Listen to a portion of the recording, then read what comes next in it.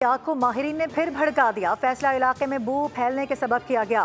पुरस्रार आग आज अलस सुबह बुझ गई थी। शोला भड़कने से आग बुझने और भड़काने समेत माहिरीन की आरा तक बोले नाजरीन को लम्हा बलम्हा बाखबर रखा।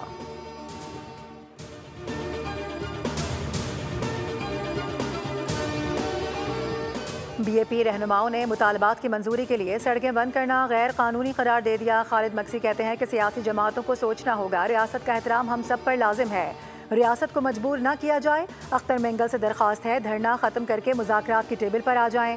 बसूरत दीगर रियासत रिट कायम रखने के लिए एक्शन लेगी।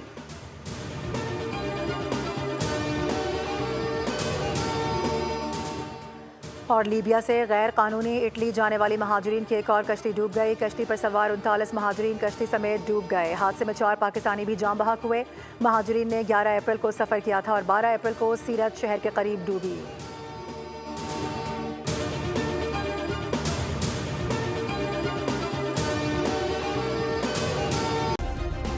सब्सक्राइब करें और बेल दबाएं ताकि कोई खबर रह न जाए।